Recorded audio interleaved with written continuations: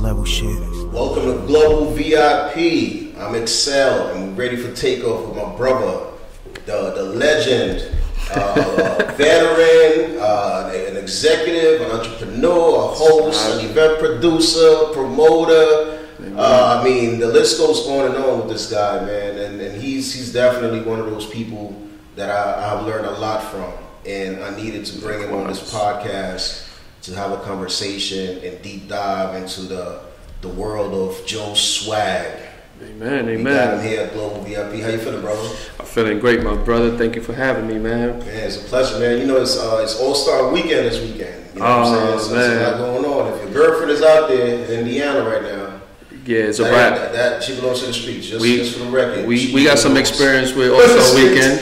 If your wifey went to Indiana this weekend, bro, that ain't your wifey no more. Man. Especially if it's a girl's trip. Oh, yeah, for sure. But, you know, before we tackle that up, bro, I just want to give a quick shout-out to our sponsor. We got Tequila in the building. You know what I'm saying? Official vodka and tequila-infused drink, the world's first vodka and tequila-infused drink. We're going to be, matter of fact, we're going to be tapping into this today, so let's crack it open. Let's crack it. You the guest, you the VIP. Say no more, so we're gonna let you do your thing over there with the Vakila, and of course, yes, sir. You know, we have a routine here where we ask you to, when we get a chance, we go I tasted the Vakila with the lemon in it. Put the lemon at the bottom of your cup. At the bottom? Yeah. Oh, okay. Put the ice on top, and then. Also, there's an instruction in this. Okay, all right, I got you. You got toothpicks over there, so you can grab the toothpick and all that. That way you won't. Say no more. Yeah. We ready. Yeah, I see. You want to make sure we get the ambiance. You know what I'm saying? And make sure everybody gets here comfortable. You feel like you are. I like that. You are in a lounge somewhere. You know what I'm saying? That's that vibe that we want to bring in here. Okay. Yeah. So let me get a few of those joints. Yes, sir. You know what I'm saying? Let me get some right now. So yeah. So how you been, though, bro? How's everything? Because you know the streets. Every time I'm outside, everybody's like, "Yo, what's up with Joe Swagg? How you doing?" Ah, man, I've been great, man. I've been staying low key. I'm not gonna lie to you. So, but I've been staying low key. You know, a lot of things have changed since I was out in those quote unquote streets when I was outside and SOBs and doing events and all that. So, you know, but family man got me. I'm a family man. Alright, so you're a family man now. How's that like? How's that going so far? It's going great, man. I have a beautiful daughter, 4, and I have a beautiful son as well. He's 1. So thank you. That's awesome, bro. That's awesome, man. So, you know, for a lot of people out there that's always like, yo, I can't wait till I have my own crib. I can't wait till I have my family. Like, how can you speak to these young brothers out there that don't understand the responsibility of being a man at that level? First, take your time. Take your time. Take your time. Don't rush it. Take your time. Don't listen to the family. Don't listen to your friends. Oh, you're getting older. Take your time, man. Enjoy life, because once you get down with the kids, it's a change. It's a change. So what's been the biggest adjustment you had to make as a family man?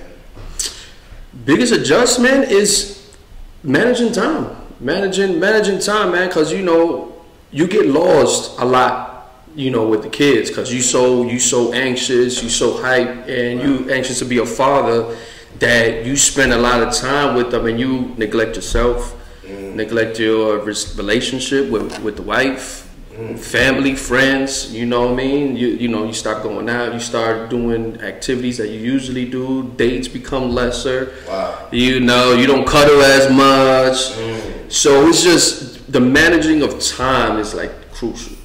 Gotcha. But look, man, we're gonna start there's a routine here. We have 3 questions. Before we qualify you as a actual global VIP, you gotta answer these 3 questions. Well, let me we gonna get to that now. Okay. I ain't a VIP yet. My bad. You gotta answer these 3 questions before you qualify. First question is, do you have a passport? Yes, sir. All right. Second question, what was the last country you traveled to? Last country, Tulum, Mexico. And third question will be, do you have any travel plans for this year? Like, do you have anything lined up? Wedding, Dominican Republic. Oh, we doing our overseas joint? We're doing our overseas joint.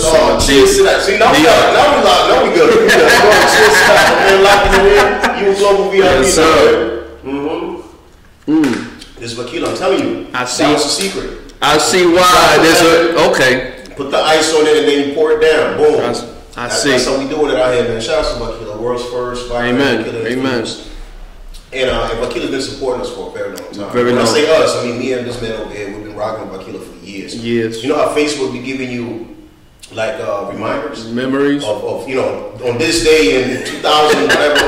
I be getting them all the time, man. Bro, Facebook gave me one when we were at SOBs. Like I think it was the first. The music was the case joint. Wow. Yeah, and Vakila was a part of that. So that was like almost 10 years. That was 10 years ago. Yeah, like pushing 10.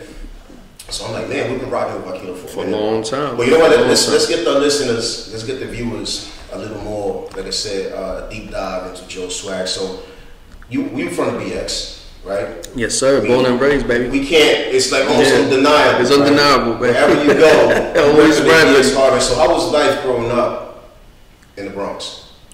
Life was hectic. Life was crazy, but life was good as well. You know, as much as people downgrade, you know, being from a quote unquote hood or underdeveloped area, it was actually a good and bad thing.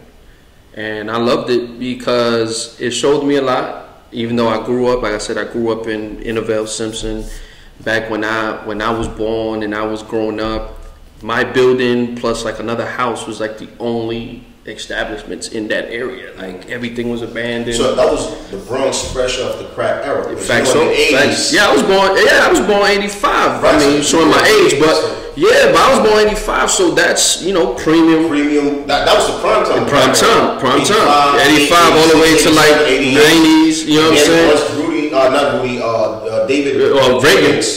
Well, Reagan was the president, and then Giuliani. The mayor. Giuliani was a little later. Giuliani was like 92. Like 92. David Dinkins was the first black African American mayor of New York, and he started cleaning that up a little bit. Right? Yep. So in the 80s, so you coming in from 85 on the aftermath of the crack era. So yeah, I understand that. All right, yeah, so it was, you know, it was crazy. A lot of you know, abandoned, you know, houses. Stuff of that nature, you know, crack pipes all over the floor. After the crack, so that's right after the crack era, like from 85 to the early 90s, David Dinkins was the mayor, first black African American mayor of New York, and he started cleaning up. So yeah, man, so you fresh off the crack era. So growing up in the Bronx, born and raised on that. Growing up in that side of the Bronx, is that's considered the South side, South Bronx? South Bronx, yes. South Bronx. Because it's right there by Holmes Point. Yeah, South Bronx. That's the whole South Bronx area. And you was there your entire, from birth all the way to what? I was there till 14.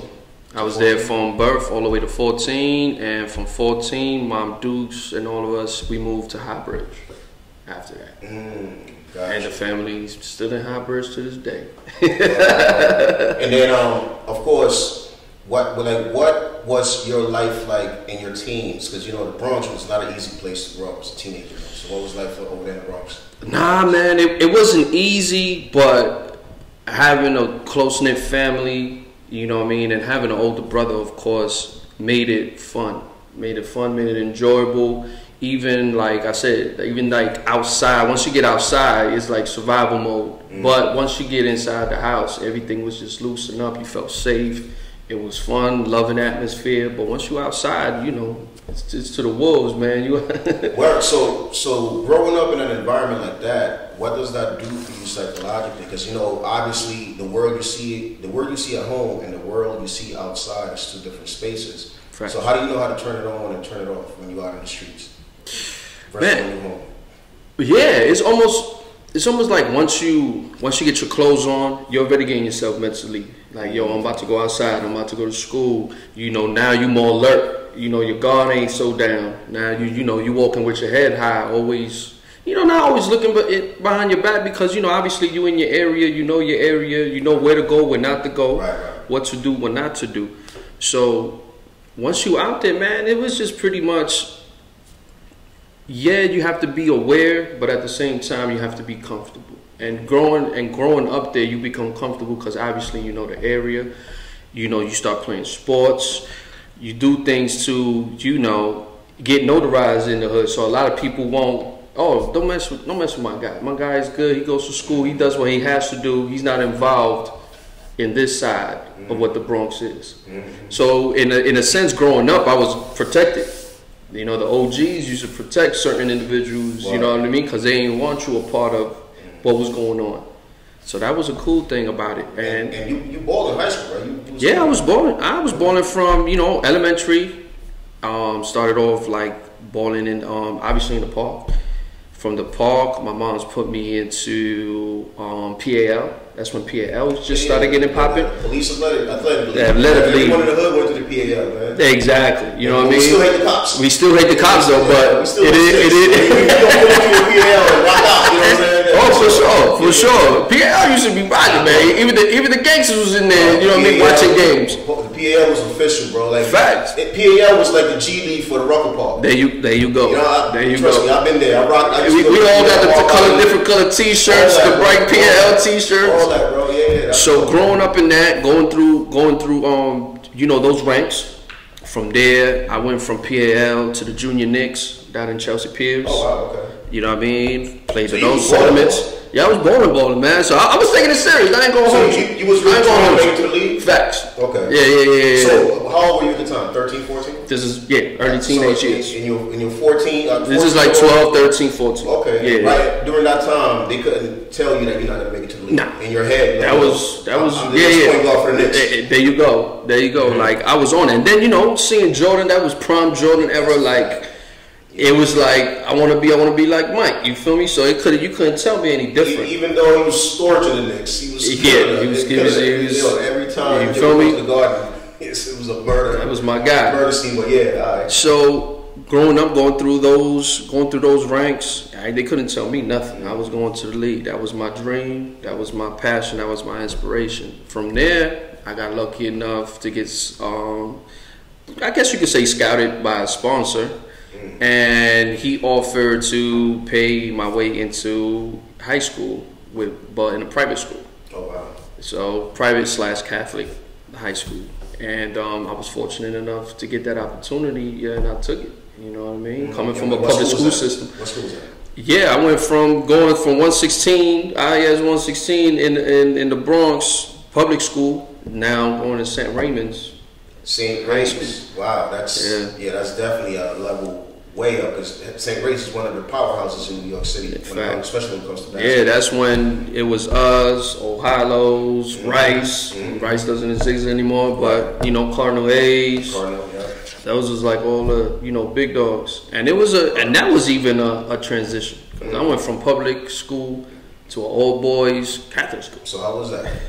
How was that? What was that adjustment like? That adjustment was crazy at first. Because now I walk in, first of all, you got to be suited, like damn near suited and booted. You know, you got to have slacks, shoes, button up, tie. So no more Yankee fitters with the hoodies and the No more Yankee fitters, sweatsuits, Timbs. Avirex jackets, none of that. None of that. So that was a transition. Right. Obviously, no females. Bro, how you survived that? That was crazy. Yo, I walk in there. First, you see St. Raymond's High School for boys, so they let you know of Jump Street in the title. But I ain't paying it no mind. Right. I walk in there, they was like, "Oh, this is really all boys." Like, I was just like, "Dang, this is gonna be a transition." But didn't you do a tour of the spot before you signed up? Like you had they didn't give you like a. To be honest, I didn't even get a walkthrough. Crazy enough, I didn't get a walkthrough because it wasn't like I was recruited by the school. Oh, that's right. That's true. You know what I mean? I was recruited really by the sponsor. So you were sponsored. So you're not even entitled to a walkthrough. You just go in there because you exactly. I better be happy you're here. Okay. And I'm gonna sponsor you as long as you keep your grades up and you play sports. So that was the only credentials. Like your grades got to be up. Your grades got to be in certain and play ball. Wow. But mostly the grades. So that was a good look. Shout out to whoever that sponsor is, man. Listen. Man, shout out to you. Yo. And we dedicate this interview to you because we're going to get to why you're so special. But go ahead, bro. And so I came in there, I walked through the door.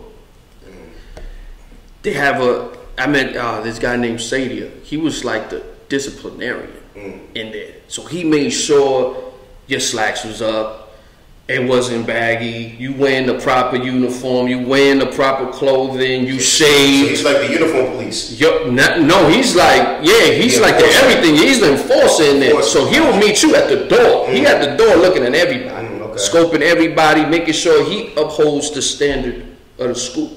You know what I'm saying?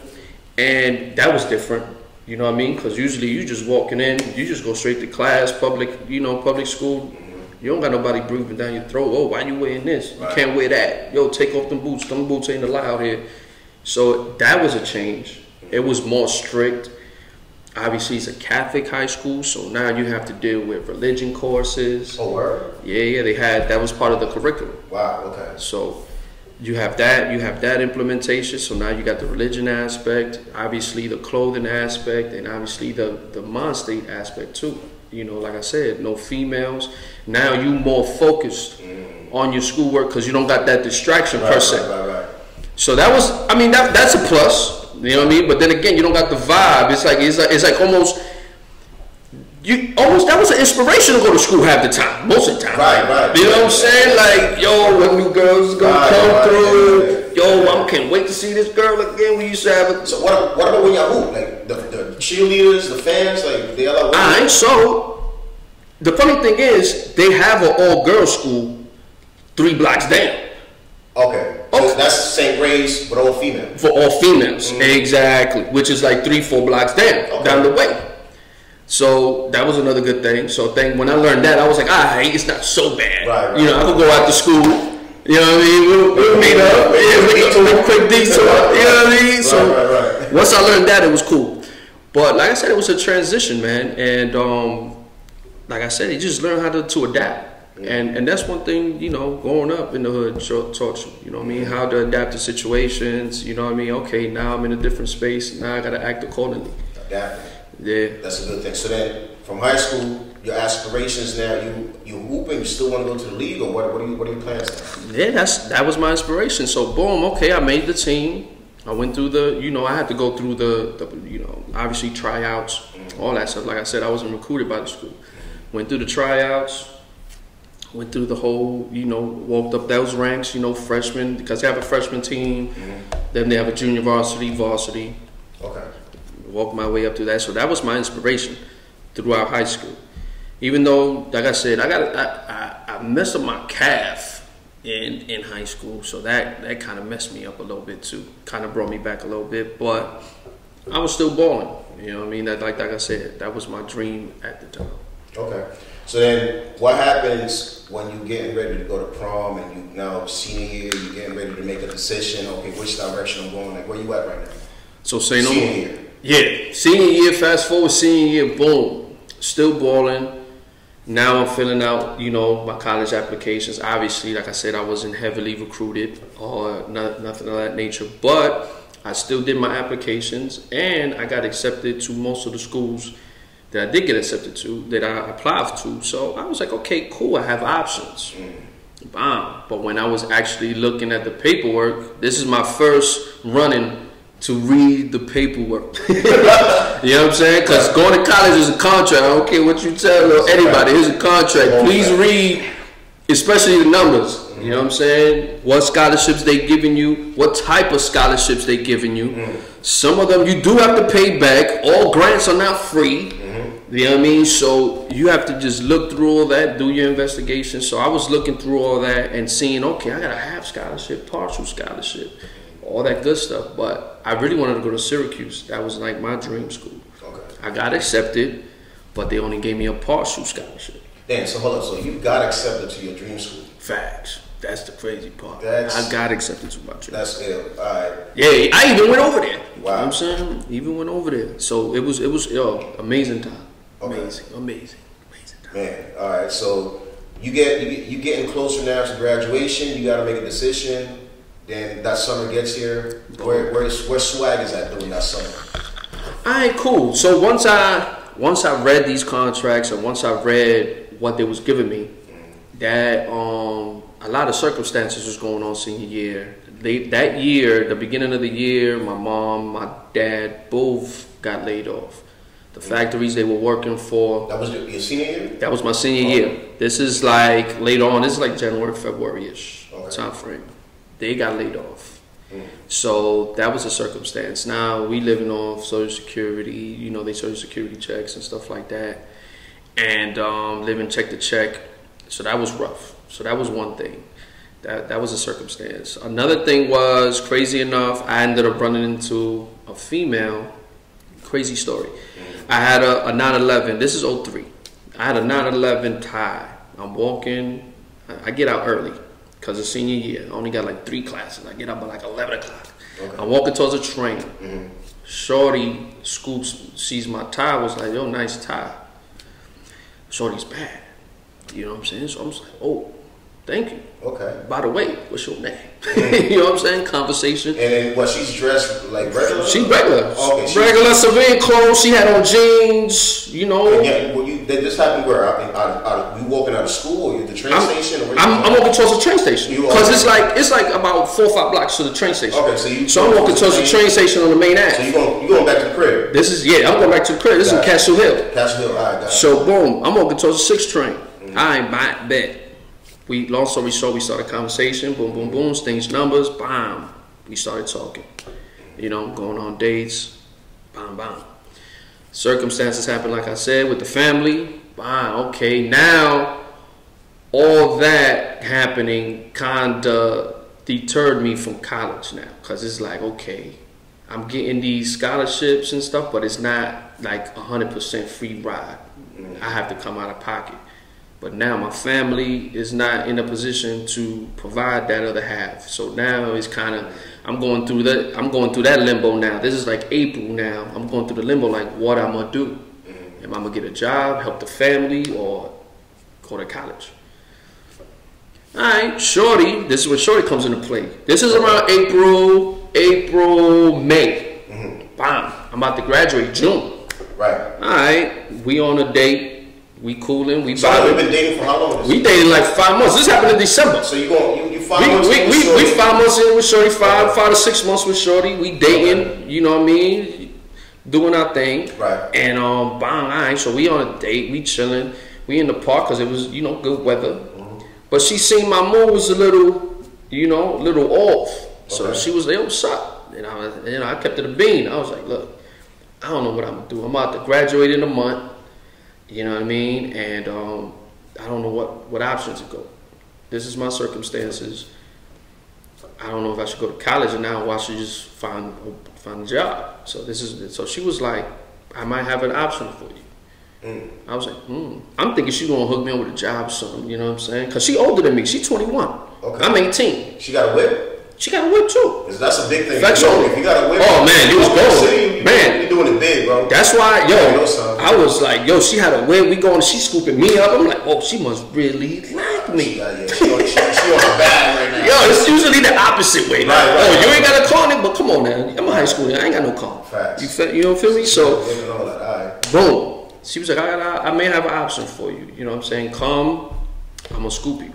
On Monday, whatever, and I, show you the option and, let me know what you think. I ain't pay no mind to it, say no more. Bam. The day comes, she comes through. Not in civilian clothes. Hair tied in a bun. I mean, I'm usually seeing her with her long curly hair. Right. And boom, she come up to me, hair tied in a bun, bam, suited. I'm talking about navy.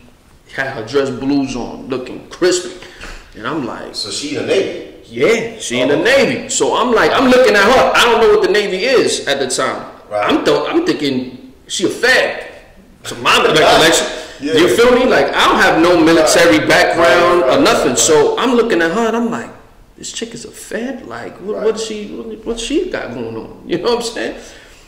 She took me, you know what I mean? She took me around, took me to her office. And she was like, look, this is what I do. I'm in the Navy. I'm on shore duty right now. I'm actually a recruiter for the military. Wow. Mind you, I'm dating this girl for damn near 6 months. Never do nothing. Clearly you have better things to do. Clearly. Of course. I'm enjoying the ride. You know what I'm saying? I'm a young dude. You know what I mean? She the OG, so I'm enjoying the ride. I'm just happy that a 21-year-old is interested in a brother. Indeed. So I ain't asking questions. She could have been pushed away for all I know. I don't know. So boom, I was like, okay. I was like, so she broke it down to me. All right, look, this is the opportunities I could provide. This is what goes on. And I'm like, yo, I ain't going to war. You bugging. You know what I mean? Obviously, this is prime time Iraq. Yeah. All that good stuff. So I'm like, yo, I'm not being front lines. She was like, nah, it's not about that. Not in the Navy, at least. So she was like, look, she kept it a beam with me, too. She kept it a beam. They didn't sell me no dreams. You know what I mean? They didn't tell me that there was a McDonald's on the ship or none of that crazy stuff. So she kept it a beam. She was like, look, this is what you're going to do. This is what happens. This is the process. And if you're done with that process, this is what you could benefit from. And I was like, okay, cool.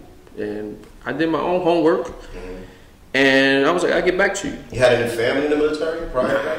No fam, nothing. My grandfather was like in the Puerto Rican, you know what I mean, but nothing to, glorify, nothing, nobody in the U.S. military at least. Gotcha. I had no experience on that, so nobody, I couldn't call nobody, be like, yo, how was your experience, what goes on in there? So I'm pretty much relying on my own research and obviously the word of her. Right. So cool, did my research. And I was like, all right, June came around. Now it's like, I have to sign, like, yo, where you going to college, you have to send this back. Right. You know what I mean? So you could get your grants and all that and, set for September. So now I'm getting pressured a little bit. You know what I mean? So I was like, okay.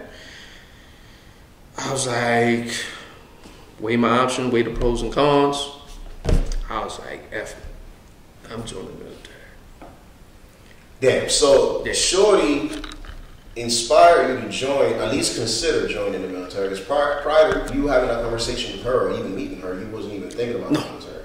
I don't know. Oh, no. Hell no. So look at God. God knows how to get your attention, bro. Facts. Because if it was a dude, I would have been looking at my man like, all right, bro. Right. Get him out of here. You know what I'm saying? I'd rather work. You know what I mean? Like, I wouldn't even look at the opportunity the same. But look at God. He sent you exactly what you needed what to see, what you needed to hear. There you go. And who you needed to hear it from. Facts only. Well, so then what happened? You joined the military, right? So what's that experience like for those people, civilians, that they have no clue what boot camp is like back in those days and stuff? Another transition. You know what I mean? There's another transition of life. You know what I mean? I went from, obviously, pretty much when you're a teenager running wild, I had discipline. I had my foundation for my family and stuff, but not that type of discipline, like high, like focus, like commitment, that honor, that courage that they teach you. Right.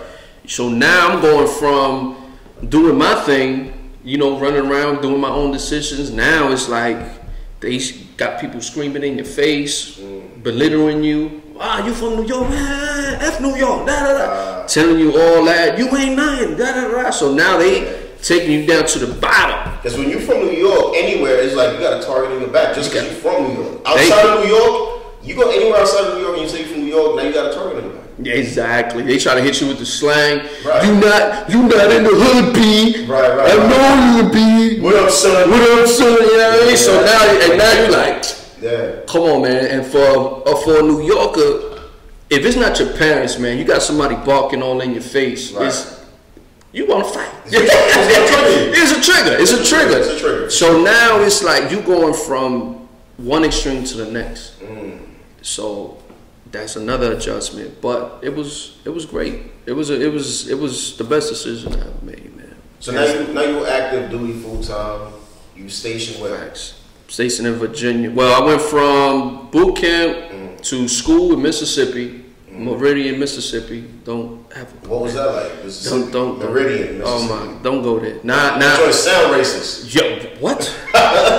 What? Bro, you have to go to the main Mississippi airport and take a little plane to get to Meridian. They take you to the boonies. You know what I'm saying? And you gotta take a bus from there to Meridian. Like, there's nothing around that area. Yeah. The nearest mall is like 45 minutes away. Like, you surrounded by trees. I'm pretty sure they hung cats all over the place. It's that type of vibe. You barely had phone reception over there. Like, that's how crazy it was. Off the grid. It was off the grid for real. Please, top 5 dead or alive. Don't go to Meridian. No offense. So you there for a little bit? I'm there for a little bit. School, from there, I get stationed in Virginia. So what was VA like when you there? You from New York now? You active duty? You in VA? Transition. You young? Transition number 5. Another transition. Another transition, cause coming from New York, everything is up north. You know everything up north. Mm-hmm. Now you technically, you pass the Mason-Dixie line, as they say. You technically down south. Although VA, for some reason, don't want to consider. Well, it depends where it is. It depends. It depends who's hot. Some areas in the Hampton Roads want to be up north from there, and then some want to be down south. So they confused down there a little bit. Exactly. But still, compared to New York, right, it's southern. I caught that just now. You said it depends on who's hot. That's a fact. Because when Jay-Z was hot, everybody was up north. Facts. And then when Jeezy came out, everybody from Atlanta. You feel me? So it all depends. It all depends who's hot. What's the trend? Yeah. What's the trend? Shout out to Makila there. What drink to that? So another transition.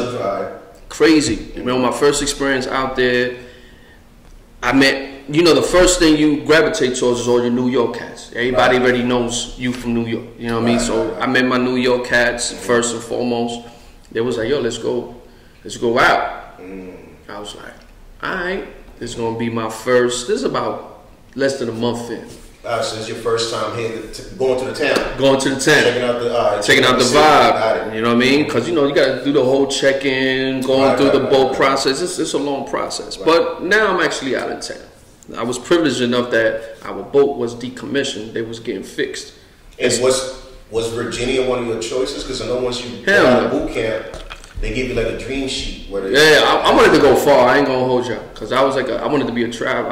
I'm still am a traveler. You know what I mean? Shout out to Global VIP. You know what I mean? Yeah. They definitely gonna expand your passport. But even back then, I was thinking that way. Like I wanted to go far. I wanted to go to Japan. I wanted to go to Japan. I ain't gonna hold you. I wanted to go to Japan. That was my option, but I didn't get that option. Virginia was my last option, bro. Like I didn't even want to be in the States. I chose Japan. I chose like everything, like Thailand. I chose Europe, Rhoda, Spain. I was choosing all them joints. They gave me my last choice. I put Virginia down there just cause it was like, alright, it's my last choice. Virginia. I'm thinking Virginia Beach. So I'm like, yo, Virginia Beach. I heard it was popping. Back in the 90s, it was wild. It was a vibe. Yeah, for sure. Alright, cool. Got my last choice. I was tight. I was like, dang. Alright. It is what it is. You know what I'm saying? So but before we even go deep into that, bro, you joined the military because a selfless reason, right? Obviously, you considering your parents' condition economically. You considering the impact that you could possibly have on your siblings and your relatives by joining the military and the benefits that come along with it. Did all this stuff go through your head before you signed that deal?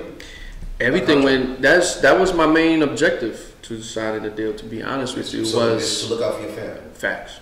You know what I mean? Because the predicament that we was in, it was just like I didn't want them to put them through that hardship of me going to college and them trying to get themselves in the dead or that's dope, bro. Because anybody else, not to cut you off, anybody else in your position would have definitely thought about themselves first and their agenda, whatever that is, and go to Syracuse University because you ended up going and being accepted to the school of your dreams. Facts. So anyone else would have actually took that, or I'm not going to say anyone else, but the majority. Coming from where we come from, for sure. Those conditions, they get a chance to get out the hood. They thinking about themselves. They're not even thinking about the family, right? Although, of course, you up north or wherever you at, you're gonna be like, oh yeah, I miss my fam. But at the end of the day, you still make a choice for you. Yeah, exactly. But in your case, even though you had all these things working in your favor, you still managed to consider doing something that it was like uncharted waters because you had no family members in the military. You had no insight for real, aside from Shorty that you was chopping it up with. You really didn't know anything. Yet you still decided to make a decision that will potentially change the generations in your family. In my family. So was that your actual motive? That was my intent. That was definitely the motive. That was definitely my intent because, like I said, I was just thinking about my family. The family is heavy. Like that was my foundation. That's my everything. So it's like I was thinking about them 1,000%. I'm thinking about myself, of course, Cheers to being a real man out here. That's you know what I'm saying? Family first. Always. So UVA, Virginia Beach, first time out in the city. What's going on with Swagg right now? Man, like I said, another transition. I'm with my New York cats. We in the club. We went to the club that night. I was like, okay. Well, let me go back a little bit. Before the club, we go to the mall. Cause we that was we were military circle classic. Military circle classic. RIP military circle. Word. I got my producer back in the back. RIP. Military circle is no longer there. You know what I'm saying? I know you opening up somewhere in heaven right now. Military. Listen, that mall. Classic. The strip. Classic. The military circle mall. That's where it was at. That's where it was at. So anybody in the mall, at the strip, at the parking lot, that's where it starts. So military circle mall, the parking lot was really that was a whole movie at the parking lot. The military circle mall at the NBA Beach. I never seen something start at the parking lot. Facts. So that was another culture shock, as they say. You know, boom. Go to military circle mall because it's a whole routine in VA now. You go to the mall, right? You know what I mean? Get fresh, scoop out the scene. It's like you pre-stage at the mall. You pre-staging at the mall, exactly. You pre-staging at the mall. So I'm like, okay, I'm getting a routine down. All right, so my man's just put me on. Like, all right, this is what they do. All right, say no more. Was your homie was from New York too? Or? Yeah, they all was from New York, man. So, big up to my man Gonzo. Give it to my man Evans. I mean, I don't even know where Evans is, man. That was a wild man. So, what part of New York was these cats from? Because obviously, one thing I know, New Yorkers are outside of New York. It doesn't matter. It doesn't matter where you're from. That's it. Yeah. But if you're New York, now we from Harlem, Brooklyn. You know what I'm saying? New York, we like real picky. But once we outside, it's like, oh, we from New York. We family. Brooklyn. Yeah. My man Gonzo's from Brooklyn. Ev was from Queens. So we had a nice little mixture. I'm from the Bronx. From the Bronx, right? So it was a nice vibe. Gotcha. Bang. So okay, they put me on. I was like, all right, we in the mall. I never the female difference. The female demographic is totally different from up north. NVA, NVA. So you used to chasing. Now you being chased. No, this being from New York is like a brownie point. There you go. At least back then. I didn't even know. I didn't even know that was a card. It was a hell of a card. Everybody. I know people. I'm from Delaware, but I'm gonna say I'm from Brooklyn because I need that card. I'm from Philly. I never knew that was a card. Yeah, it was definitely a card. Yeah. All right, cool. Fast forward. Now we get fresh. We get what we had. We did what we had to do at the mall. Bang. Now it's time to go. You know, New York. 10 o'clock. We taking. I'm going to sleep. Yeah, we taking a nap. We taking a power nap. We chilling. We vibing. Maybe pre-game or something. Right. You know, we ain't stepping out till about 12. Yeah, midnight. You feel me? He's like, bro, it's 9:30. It's like 9:30, 9 o'clock. He's like, bro, we gotta get dressed. We gotta go. I'm like, 9:30. Nah, bro. I'm in my bed. I'm like, bro, I'm trying to take a nap. He's like, nah, bro, we gotta get there because he was like, this ain't New York. I'm like, what you mean? He's like, bro, the club closed at 1:30. So the culture shock starts. I'm like, off top. I'm like, 1:30? What? Okay, here we go. Was it in Norfolk or Virginia Beach? Nah, bro. Man, please, I wish. We in Newport News, my brother. We went to Bad News. They took me because we in Bad News. That's a death trap. Bad News. We in Hampton. They taking me to Bad News, bro. Minutes at that. Bro. Come on, man. Bad News, bro. Oh my. We in the club. Fast forward. We in the club. We in the club. Bad News. All I hear is Pastor Troy. Oh, Pastor Troy was a bop back in the day, bro. He had the radio on smash. All you hear is the bass. Boom. Mind you, I'm grinding on something. You know what I'm saying? I'm grinding on something. You know, bang, bang. Next thing you know, you hear Pastor Troy come on. Even the females start throwing elbows. And they switch it to the no. If you go, no. If you the line was over. This is how you could tell who's from New York and who's from down south. Facts. New York, everybody in the wall, like we trying to find safety. We what's about to pop off? Wow, are y'all throwing balls, pushing each other? It's like a mosh pit. No, if you buck was definitely fighter's anthem. There you go. You get out of the club, get your boxing gloves ready. Move. Or move out the way. You know what I'm saying? Learn that early. Where so you in the club, having a good time. We had a good time. That's my first taste of VA. You know what I'm saying? Okay. Seeing cats getting thrown out like Jackson Jeff. Yo, it was crazy. It was crazy back then. But the bodyguard showed no mercy neither, bro. Nah. They will snatch you and it was, shake the fleas out your ass and just toss you out. You feel me? Yeah, exactly. Broken bones, broken legs, all types of broken things. You see, they just call the ambulance and that's it. Yo, snatch them up, get them out of here. Next. That was. Who got $20 for VIP? Matter of fact, we got room for you. You know what I mean? We got room for you. Yeah, we got room for you. We just cleaned up a little. Yo, no, VA was crazy. But all right, so now you active duty, U.S. Navy, you in Virginia, and what's your first purchase? Knowing that I'm in VA now, I got a little bag coming in every 1st and 15th. What do you buy first? First major purchase. For y'all young high schoolers who's out there still trying to figure out what to do after high school. Look, check this out, man. This is what life of a military person is like. So you get paid 1st and 15th. You living where right now? Hold up. Let me I'm in the barracks. So, I'm in the barracks in Hampton, Fort Eustis. People that don't know what a barracks is. Barracks is like a dorm. Okay. It's like a dorm for military people. So while your ship is decommissioned and is in the chop shop, as you want, you know what I mean? So your ship is in the chop shop, getting fixed, getting tuned up. They'll put you in the barracks, which is like a dorm for military people. Gotcha. So you on a base and you're on the dorms. So that's where I was living. Mind you, again, another culture shock. No public transportation. You already know. Word. In New York, you get anywhere. Everywhere. You feel me? Move around. I had no license. Why I need one? I mean, I'm from New York. I don't need no license. Back then, at least. In the hood, we didn't need no. With the Metro card, you move anywhere in New York anyway. So there you go. But in VA, you definitely need that. So what was that like? First purchase was what? A whip? That was my first major purchase. Like, this is about 9 months in. About 9 months, 10 months in. What you got? What kind of car you had? I got an Acura, man. I had to, man. Acura CL, 2-door. You didn't know how to act in the act. Cherry red. It was acting a fool in the act. Acting a fool in the act. You know what I'm saying? Was it a coupe? 2-door? Coupe. 4-door? 2-door.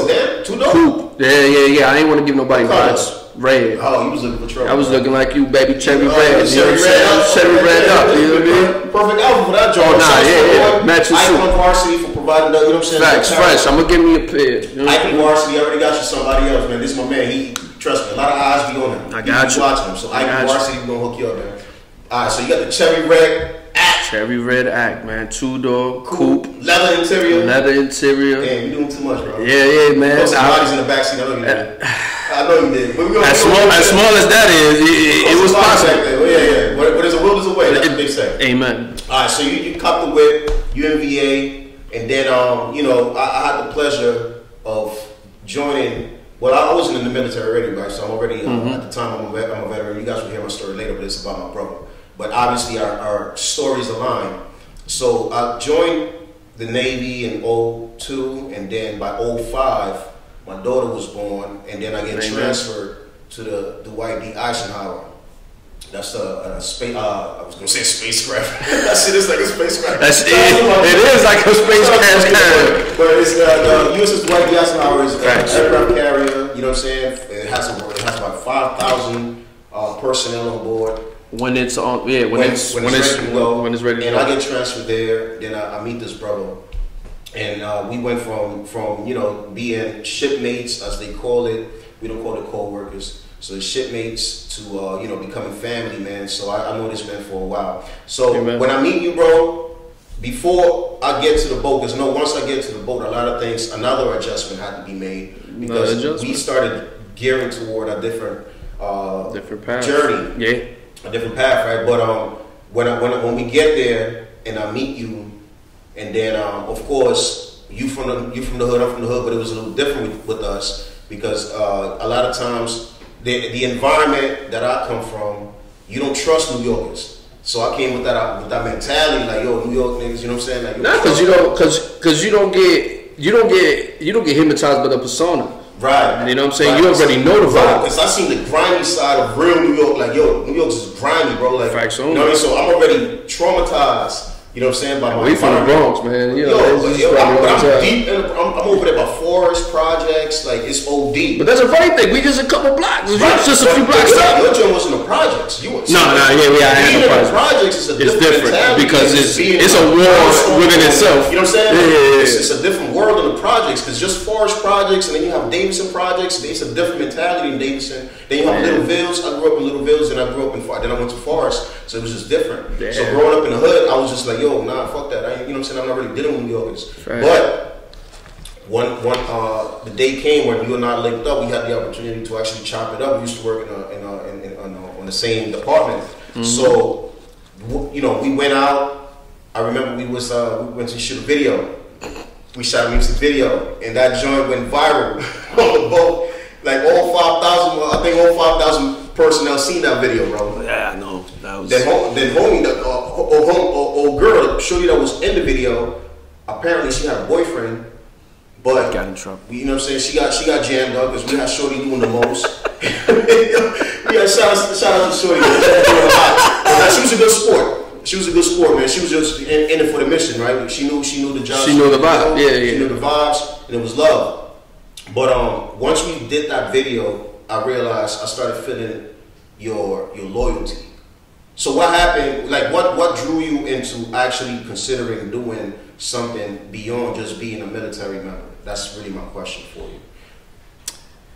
So you could have easily done 20 years and retired. No, that's a fact. No. I could have done it. And like I said, it's funny how God put you in positions to transition to a path like that. Like, kind of put you in that path. Like, I want you to be there. Mm-hmm. So I could have easily did 20, but like I said, I wanted to change my job. I wanted to be from the business aspect. I wanted to be in the computer field as an IT. Mm. But long story short, supervisor wasn't having it. He wasn't really, advocating for me. So he used to mess up my paperwork every time I tried to change my job. So that gave me a distaste for the military. Like, that's like the grimy side of the military. It's a lot of politics go on. So boom. So that was and after I met you, obviously, you had Livewire going on prior to me getting there, and once I was lured in and I seen what you was doing, with your people, and that was like, I can actually do this, And I had a music background, but I never got in tune with that side until. So what was your background? Well, my father. Oh wow, okay. Yeah, my father used to be big. It's like in the clubs when he in the 70s, 80s. He used to be in a band. He played like 5 instruments, so he was like he's a musician. Then. He's an artist. He did everything outside of sing because he couldn't sing a lick, but he could play the instrument. So he was always highly recruited. Gotcha.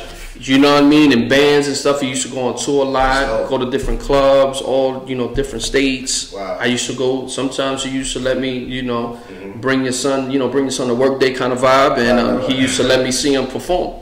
Wow. Especially when it was out in public. Like, he used to do festivals. Yeah. Especially in New York, there was a lot of festivals, Caribbean festivals. Facts. So he used to be in tune with a lot of that. Gotcha. So I used to come through with him, and I used to see him perform. But I took that kind of for granted. I ain't even gonna hold you. I took that kind of for granted, and but you made me tap into that. You know what I mean? Especially experience, like you said, going to the music video, experiencing the music, and I was heavy into music, but I never thought to be somebody involved in it.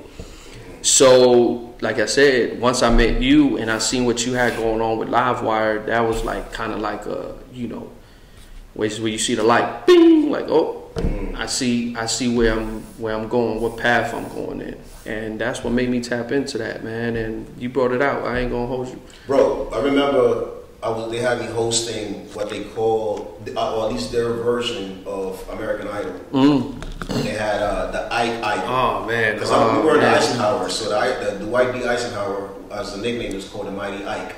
So they had this whole concept called the Ike Idol, and basically the most talented personnel on board get a chance to go on stage. We'll set up a stage. Shout out to Sarah. Sarah was the fun boss. Fun boss. And she really did her job. So they'll set up a whole stage and they'll let the aspiring artists go on that stage and perform. But I remember when they were doing auditions for hosts. We were in the cafeteria. We called it the mess decks in the military. So we in the cafeteria and I'm like, yo, I'm gonna get that. Yo, facts. You called it like Larry Bird. Yeah. You know what I'm saying? But it was funny though. I never hosted nothing. Yeah, that's a fact. It was just something in me that I was like, yo, go ahead, this is you right here, man. It's easy win. I'm like, oh fuck it, I'm gonna jump in there, I'm gonna get that. So I hosted, but then I hosted a few episodes, and then one day I brought you on the stage. It's horrible. And that was the first time on that stage. I see your knees buckling. Bro, that's my first time in public, like public speaking. Period. Yo, people think it's easy. How difficult it is to be in front of other people. It's like it's easy. It's easy in sports because you're so focused on the craft that you're not worried about the audience. Right. But when you gotta go on stage and you have to speak. And you got and all eyes is literally like on you, like. And you never done it before. Never. Let's just say that. Never. Because that needs to be said. Period. Never. So first time in front of 3,000 people. The whole shit was out there. The whole shit on the hangar bay. We in the hangar bay, so they had to. And you had to bring me out like on the main like finale show. You know what I mean? You throw me on the finale show. Everybody in their modes was out. I'm like. So how you was feeling that day, bro? Horrible. Horrible. To this day, I don't even remember what I said, how I said it. I told you one thing. But I remember telling you that, yo, get used to this feeling, bro.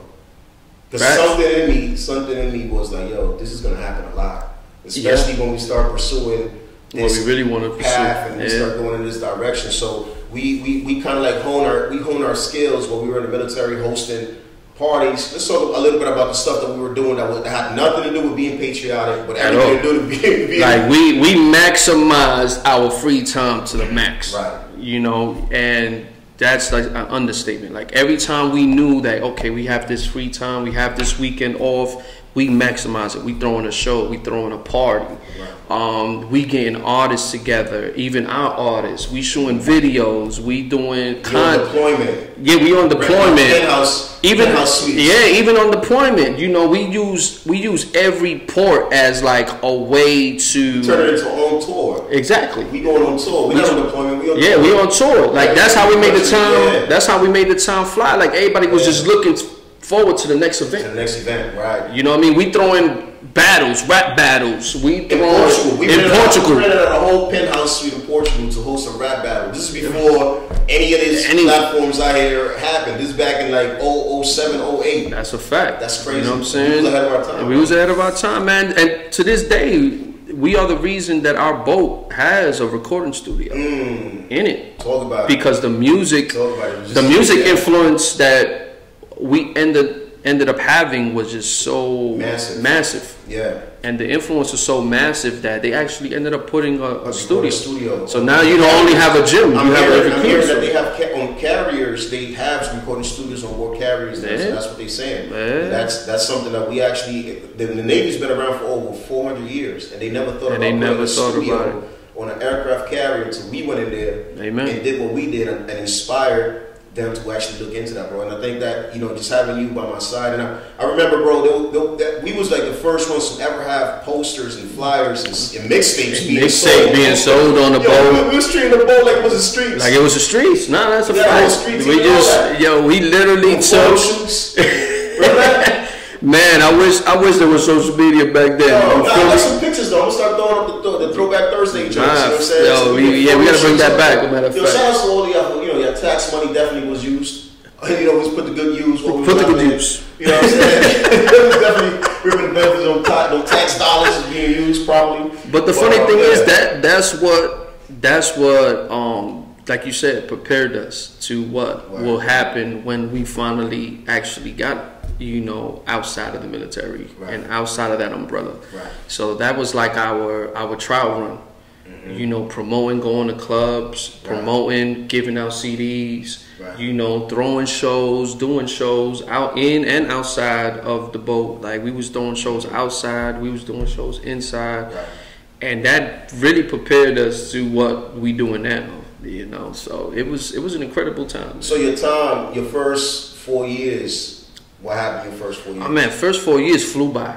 This is kind of obviously a little bit before Livewire. I mean, Livewire was just starting to get, you know, rolling. And yeah, man, my first 4 years flew by quick. You know, I was having fun, young, dumb, you know, obviously still providing for my family and everything. So that was like my priority. By this time, everybody's good. Thank God. Everybody got on their feet. Family good. Everybody good. But I ain't have a plan. So now my supervisor coming up to me like, yo, bro, you got a couple months left. What you gonna do? You gonna re-up or you getting out? I'm like, dang, that's a slap in the face. Like, I was having so much fun out here in these streets that I ain't even know my time was up. Yeah, so 4 years just flew by. 4 years flew by, man. Like, that was the mindset. Like, our mindset was never like we was in the military. It was almost like a job. Right. You know, so, which was great at the same time because obviously there was great people that we were with and they made the time that we had in there a good time. So I ended up, long story short, I ended up re-ing up because obviously, like I said, I had no plan. I didn't really have a lot of money saved, nothing of that nature. So I really was like, I'm not going to get out here and just freestyle. So my next 4 years, I'm going to use it wisely this time. Now that I'm a little older, I already, you know how to move. I was like, okay, let me put that to good use.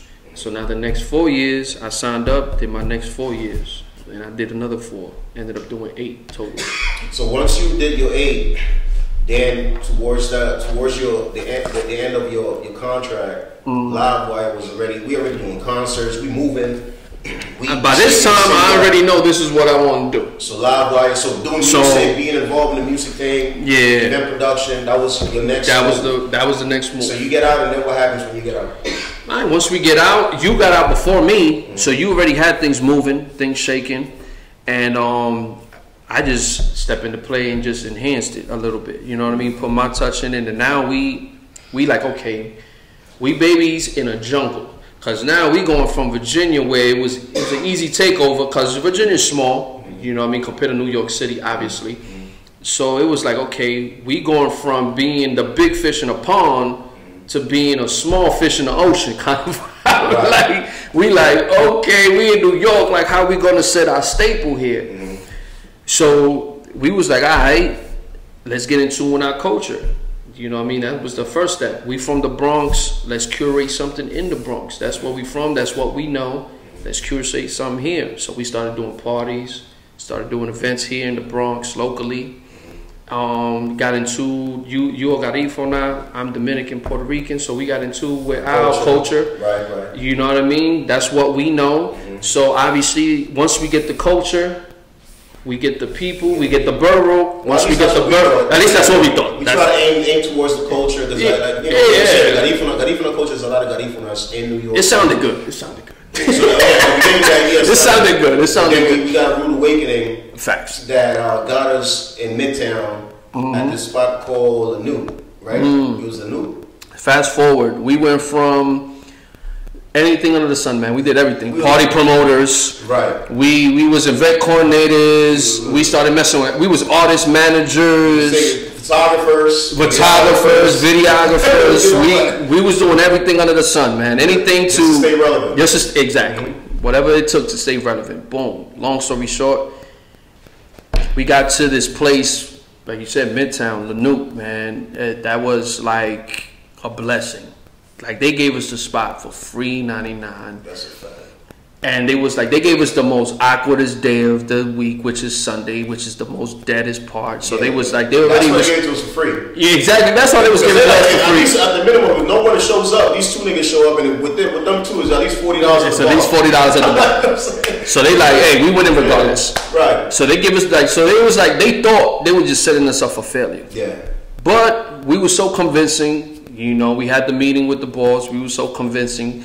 We had a plan. We was like, look, we're going to do this showcase for artists. Free $99. You know what I mean? No charge, no cover charge, free to perform. It was free everything. All you had to do was just show up and, you know, show the boss some love. As long as they seen people in the building, the owners was cool because it was their dead day. Right. And that was what set the groundwork for us in New York City, for real, especially amongst the artist community, event coordinating community. Like it was starting to get promoters, DJs, photographers. Everybody was coming. We was inviting anybody and everybody that wanted to work, that wanted to promote themselves, that wanted to get out. And we invited anybody and everybody. So we used our influence throughout all the parties that we did, through the events, through the artistry, through the managers, did all that stuff. So now we put all that into one. It's like a gumbo. Right. And it was magic, man. Like within a month or two, Success Sundays was like... That was the birth of Success Sundays. That was the birth. Then we leveled up and we moved to the legendary... That led first. Before SOBs, it led to, what was that spot in Fifth Avenue? That we had Day 26 and all come through. We had Day 26 at that spot. Man. It was La Reef. So, okay. So, long story short, we went from Lanu, a small lounge. We went to... hold about maybe 60s to 70 people. 60, 70 people comfortable. You know what I mean? And we went to La Reef because we were referred from them owners. Because we was just getting too crazy. It was getting too big. It was like... 100 people. He was getting 100 people. It was wild. It was wild. So he was like, yo, y'all need a bigger spot. So he referred us to La Reef. We did a couple of events there. To the point where we got Day 26's manager. Day 26 manager attention. Reach out. They was doing they was getting back together. They was doing a promo run. And they chose us to do their New York promo run. Right. So that was crazy, and that was dope. And that's how we knew that the word was really getting out. Like you get artists like that to get to, you know. This is when Day 26 was hot. Oh yeah. This is it's prime time. Special for Diddy and all that. Making the band and all that. It was good times. And then we go from there. And that gave us the credibility now and the confidence, to be honest with you, because we cocky as hell. Right. So now we chasing the big dogs. Like, all right, we good, we big. Like, let's go to SOBs. You know, at first we was looking like each other, like, yo, you really want to go to SOBs? We was like, hell yeah, we getting this person, we getting Day 26, we getting the respect. I was like, yo, say no more. Let's go. And we went straight to the owner. Like that's how bold we was back then. Yeah, I walked in the mall. We working there. This nigga gonna be like, yo, who you supposed to be? The jam? Like, nah, I'm ready to talk to you, bro. I got that's how bold we was at the time, because we were feeling ourselves, obviously. But wasn't this another culture shock, another transition, another adjustment? That's a fact, because it's like, even then, I'm going to school. It's another. Right, so I was going to say that, like, you actually are a full-time student. I'm a full-time student. Right. So it's like, you know, that's another transition. You know, going from, you know, military, having that structure, having that 1st and 15th. Now you have to manage. Right. You know, again, shouts out to the foundation, family. They helped out a lot. You know, Mom Dukes was like, you still got your room here. I was like, damn, but I ain't really want to. But support and support, bro. Support. Nah, but mom's played it smart, because mom was like, why pay that much for rent when you could just live here, stack your bread, and spot something up, and you know, you could buy a house. I was like, shout out to mom. She was a forward thinker. She was a forward thinker. You know what I'm saying? She was like, wow, I'm not gonna let you pay that much for rent when you have a free room right here. Do your thing, go to school, handle your business, save your money. And we're gonna tap into that. We're gonna tap into that. Into real estate, you actually own land and all of that. And all that, facts. And expanded, but we gonna get to that. But so fast forward, you know, that's another transition. Boom. And it was a fearful, because, you know, like you say, you go from that structure to now it's like, okay, now I have to survive. Now it's like every penny counts. Right.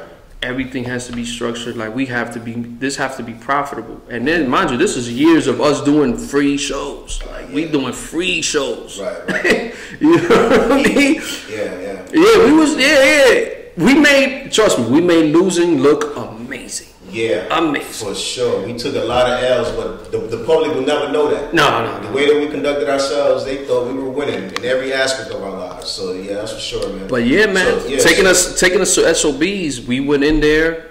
Like I said, we was like Diddy trying to get, you know, Bad Boy in the door. And we just went in there with the most confidence in the world. But we actually had a plan, though. Like, we didn't just go in there freestyling. Like, we actually had a plan because Success Sundays was so established that we actually had the numbers. Yeah, we had the system. We had the system to back it up. So we told them, look, your establishment hosts 300 to 400 people. Mm-hmm. We have 300 to 400 artists. Mm-hmm. All we have to do is book 15 artists a show.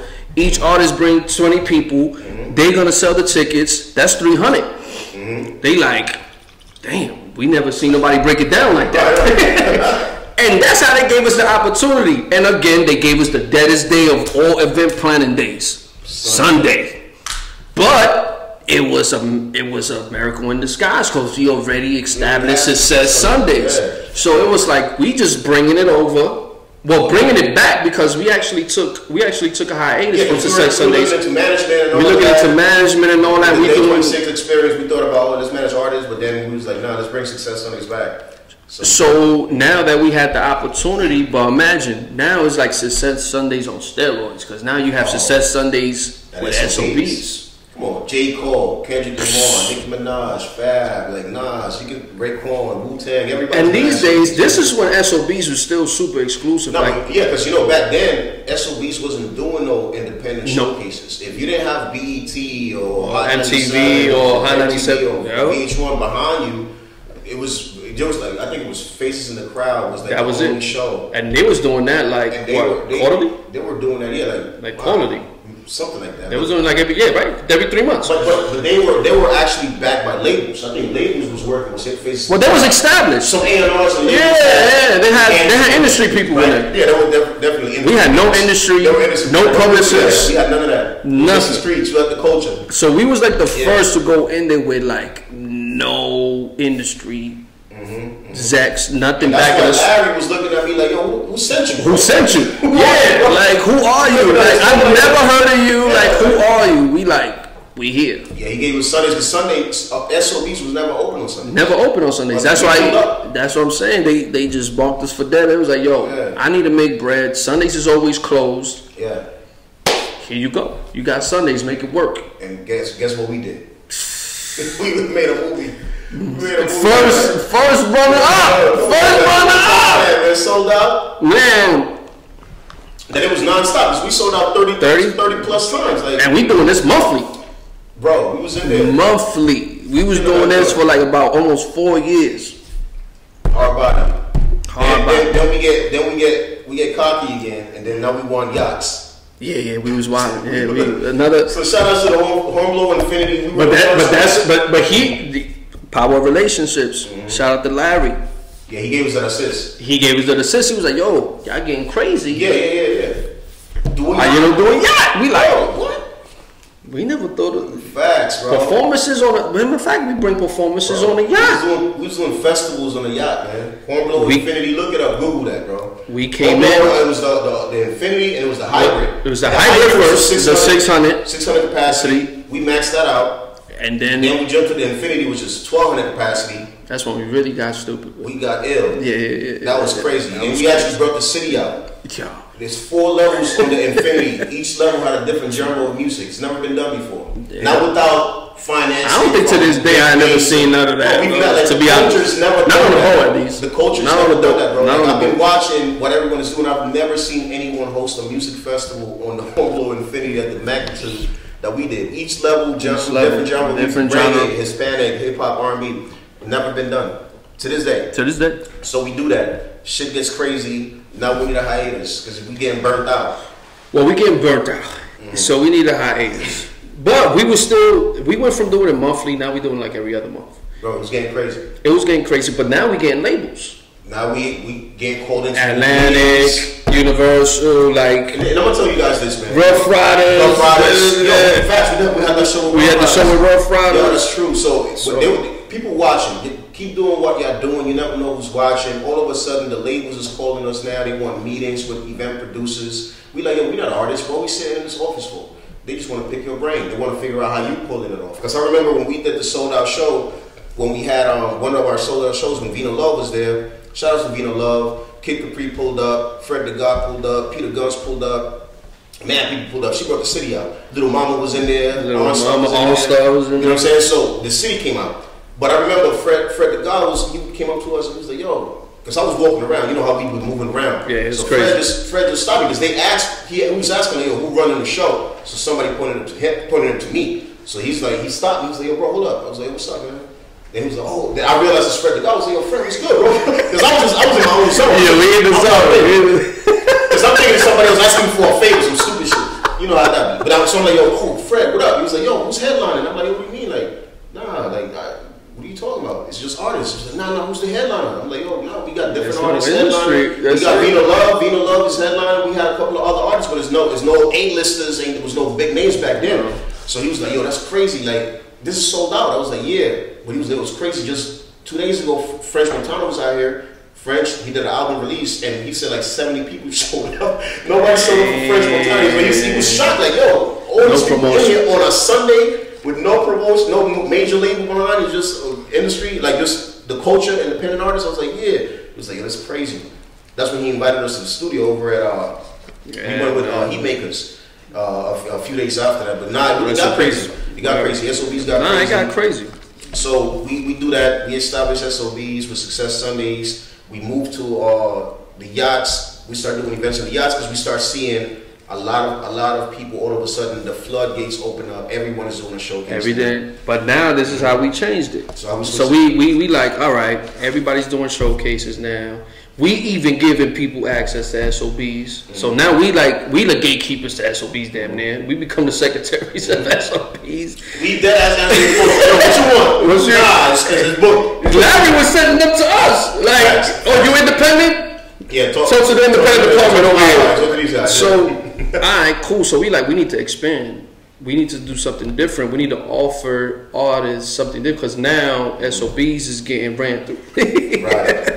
So this is when the global VIP thing comes into play. Now we have to go national. We have to go either national or we have to go out of state. Mm-hmm. So we somehow who brought up that Toronto play? Toronto was that was the first play that we. It was one of the artists that came to Success Sundays they were from Toronto. It's Stay Out Late. Stay Out Late. Shout out to y'all. It was Kyle's people. Kyle from BXC. There you go. That's what made the plug. Okay. When we did the collab with them with BXC, and then we linked up with Stay Out Late. Shout out to Stay Out Late from Toronto, and then we ended up going to Toronto. But we did a concert in Toronto. We went from Toronto all the way across the East Coast. The Florida. We did every city on the East Coast for the most part. We ended up doing a Success Sundays tour. We did. That's when we created Architect Agency. Shout out to Ray, brother Ray from Razor Sharp Management. We collabed with him. We partnered up together. We came up with Architect Agency. We put together the package concert series. Facts. That's when we went across the East Coast. Yeah, we went to Toronto, New York, DC, Virginia, Philly. We went to obviously Miami was Miami. Over there by Fort Lauderdale. Yeah, we was out there. Shout out to my man Big Ralph, DJ Big Ralph from Fort Lauderdale, at Club Euro. But no, we did all of that. So then things started getting overwhelming. Fact. And now you transition into another. You have to make another adjustment in your life. So then what happens after the aftermath of all of these tours and events that we put together?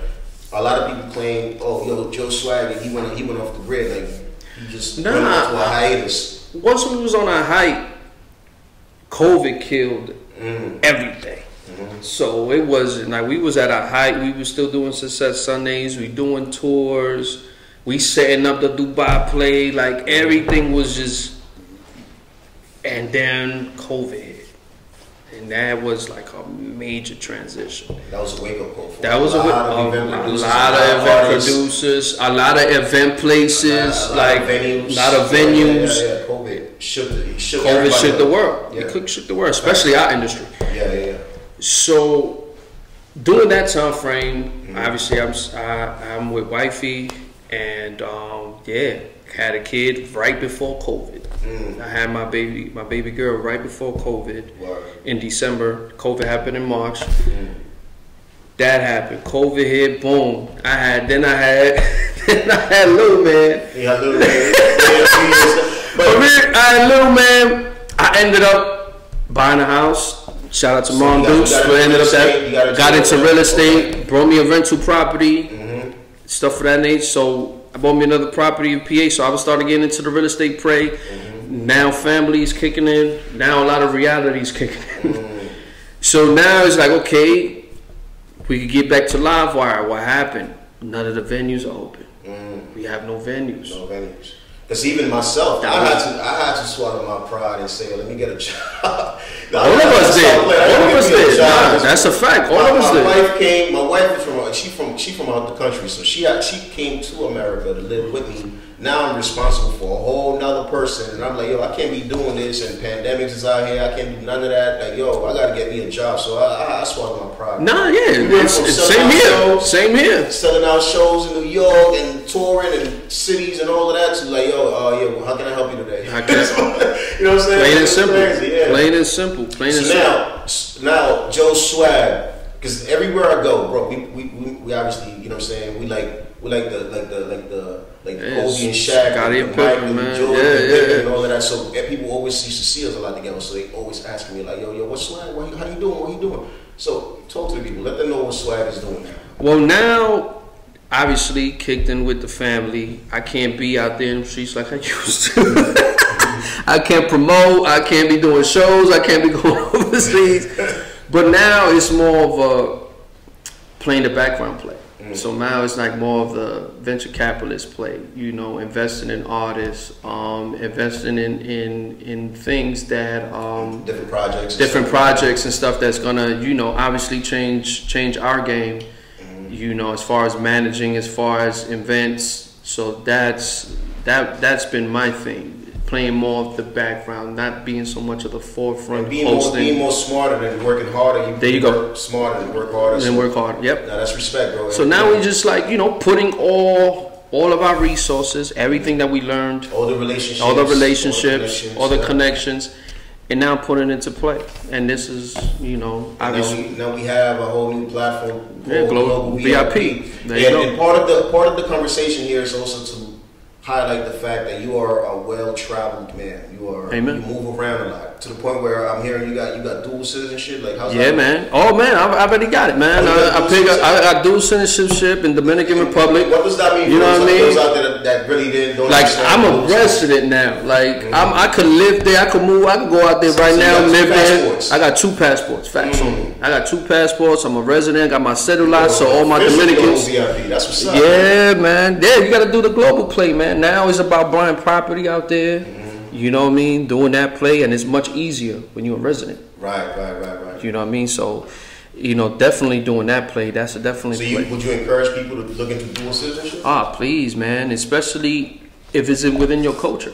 You know, why not? You know, if you Dominican, if you Hispanic, if you African. Yeah, because Ghana, Kenya. I mean, look, come on. You got people like Ludacris going to Africa. He got his residence. Yeah, he got his dual citizenship. Steve Harvey got his residence from Saudi Arabia. Like, he got it. Yo, and these people obviously they're not gonna promote that. They don't. No, hell no. They don't want you to know that. You know what I'm saying? That's the thing. That's the natural thing. You can literally get dual citizenship out there. Shout out to Makila, man. Nah, you can have multiple. You can have multiple passports. Don't get it twisted. You can have multiple passports. You can have multiple residencies.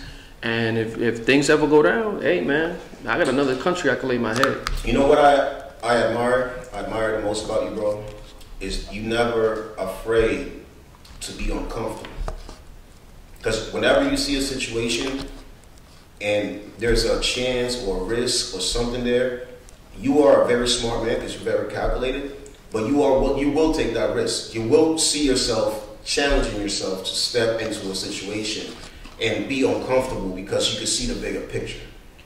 As long as people are clear with you, that's one thing. That's all I ask. You gotta really break it down. Be clear. Be straightforward. Be clear, straightforward. And he would be the most loyal individual behind that project. because I put Swagg to a lot.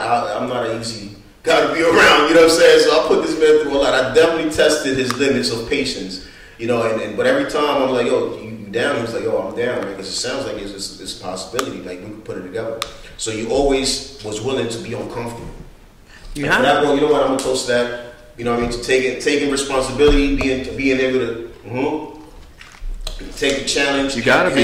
You gotta be. You've never been afraid of being uncomfortable because you understand that comfort is the mother of failure. In order for you to be successful, you have to be willing to be uncomfortable because you're always going to have to change. Always going to have to change. And level up. And for every different level, there's a different devil, right? So, and the fact that you are brave enough to say, yo, I'm going to face that. I'm going to go over there and take on that. You know what I'm saying? Hey, ain't no success without risk, man. Thank you for that, bro. And I appreciate you for stopping by Global VIP. Global. You know, I hope this conversation, you know, was much needed because the streets, I'm telling you, everywhere I go, yo, where's Swagg at? I'm like, come on, man, all right, I'm going to get this man on the podcast or something. I'm going to let him tell y'all because I'm tired of talking on behalf of my man. I'm going to let him talk to y'all. But thank you for stopping by. Appreciate you, man. And to everybody that's listening and tunes in, man, please look into Global VIP. If you want the real estate play, Global VIP got you. International, you want to buy real estate. It's more than just the party and the having fun and the excursions. You want to perform in different countries, we are the platform. You know how independent, how record labels, most labels have partnerships with Live Nation. Well, we are the Live Nation for independent artists. The same access and resources that Live Nation has on a global scale or national scale, we have that access too. So just lock in. You want to perform, you want a media run, you want anything put together, either national or international, we got you. This is what we do at Global VIP, man. Well, bro, my guy, thank you for stopping by, my brother. Cheers, more wins. Cheers for being a Global VIP official member. And I'm going to see you on the other side of the water because I'm thinking, you know what I'm saying, we soon will be making some moves overseas as well. Yeah, for sure. Don't sleep, y'all. Whenever I'm making a move, this man, he's there. One way, some way, I'm involved in there somewhere. Just know that, man. We'll hit y'all up. Global VIP. Let's go global. Let's lock in. Stay locked in. It's my brother right here. Man. Appreciate y'all. Salute.